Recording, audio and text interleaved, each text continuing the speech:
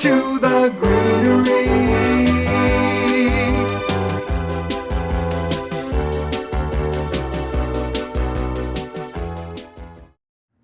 Hi, my name is Kirsten Segler from the Greenery, and we want to show you our standout performers of 2013. We've got them laid out here in front of you, and just going to explain a little bit about each one throughout this segment. We're doing this filming here in the month of September. It's the beginning of September, so I'll just give you a great idea of what things look like at this time of year.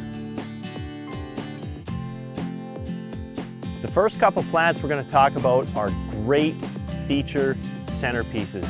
Right here we've got some examples of some large mixed planters that we put together at the end of the season. There's always some leftover plant material that the Greenery has when we close our doors.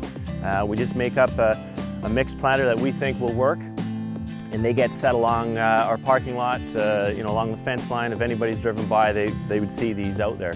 So the two types of plants we're talking about are this here. This is Cyperus Papyrus. Now, I have talked about this plant in previous segments as a water plant, so it's used a lot of times in a water feature, but it can also be used just as a regular centerpiece in a mixed planter, and that's what we're trying to show you, how awesome this looks as a feature center plant. So this plant is great. It just comes up with these stalks out of the middle, and really nice big heads that develop on the top. And that there was this one 5-inch pot that was planted sort of third week of June, to give you an idea of how large this gets in one season. Moving along, over here we have these three planters with this nice red canna lily in the center. This is the next plant we want to talk about. It's called South Pacific Scarlet. It's one of the first larger cannas done from seed, so that makes it special. Most cannas are done from root, either by a bare root or we'll pot up the bare roots and sell them. So just want people to realize what an amazing centerpiece this makes compared to some of the older traditional varieties. This was one 4.5-inch square pot. There's a couple stalks, $3.99, put in the center, again third week of June, and just look at the display you get here. We've got up to 10 stalks coming off of this one plant that was put in the center. And still, we're first week of September, we've got lots of flowers still opening up here on this stalk. There's a brand new one coming up here.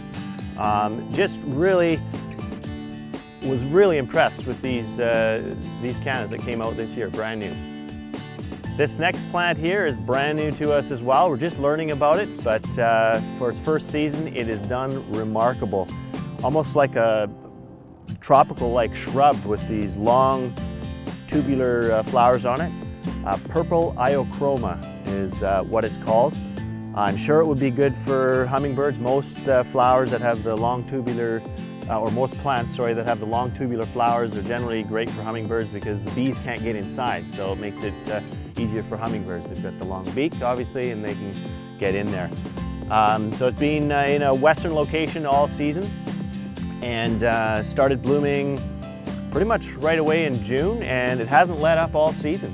Just pumping out these big clusters of purple tubes, and look at the big new heads coming out. It's going to keep flowering here until the end of the season, which we don't know how hardy it is. I'm pretty sure it's pretty frost sensitive, but still, first week of September, remarkable. This here is another type of bougainvillea we're working with called Raspberry Ice. Awesome. The contrast between the bright fuchsia pink flowers and the variegated leaf is just stunning. So full sun plant. We'll have a large selection of this variety for next season. This sample here is in a hanging basket, so it can be grown as a hanging basket, as a ground cover. You can train it up on a trellis, whatever you want to do in that respect. It does have a few thorns that do develop, so that's the only thing to watch out with bougainvillea. They are quite thorny. The flowers last forever on this plant, almost like paper. they're actually part of the leaf. The flowers themselves are made up of colored leaves, and then this little white portion in the middle would actually be the true flower of the bougainvillea, that little white part in the center. Just peel that back to show you. This next little plant here is called Angelonia AngelMist Dark Purple. Actually spreading dark purple, so it's sort of a sprawling, trailing type plant. Has become very popular in Kelowna. There was actually an article in the Courier on Angelonia, and we noticed a great interest from that article. So we started working with them a little bit more then, and have found that this variety is our top performer out of the different varieties of Angelonia. So this would work great on the edge of a window box, or even just to make a hanging basket out of it, or mixed hanging baskets, have it more on the edge so it doesn't get buried by the upper plants, and it'll just sort of cascade out the side in kind of this fashion. Very nice plant. Branches naturally, don't have to pinch it, no deadheading. Really just a top performer in our mind. And has bloomed all summer.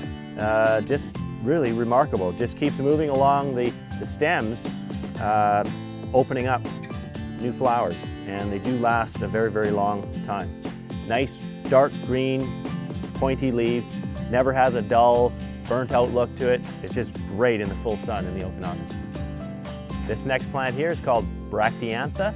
I have mentioned Bracteantha in last year's top performers. This variety here has the largest flowers of all the Bracteantha. It's called Strawburst Yellow.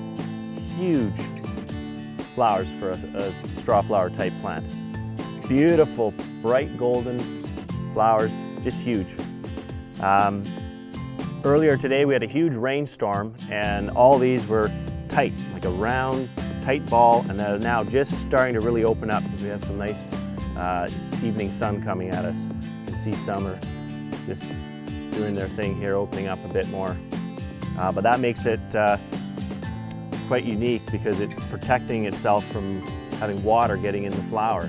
It keeps dry inside, and it just reopens when the sun comes out, and that's what makes these flowers, or helps these flowers last the whole summer.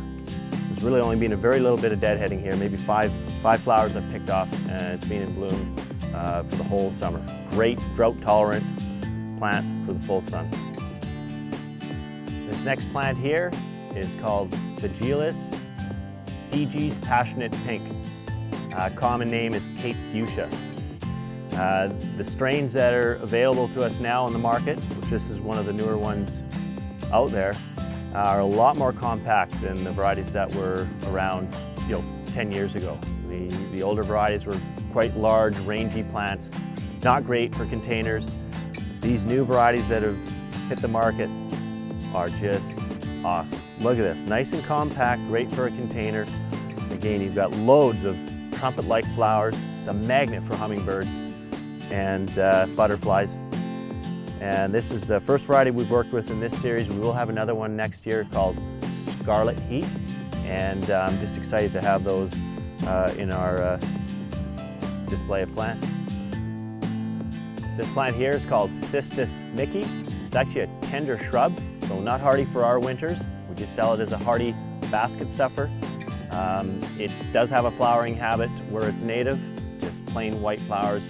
I have not yet seen them bloom in the Okanagan, so we're just selling this as a foliage type plant. It's a beautiful variegation to it, bright chartreuse, a little bit darker green down the middle. Great for half sun, half shade. It will burn in full sun. So it makes a good contrasting plant against some darker foliage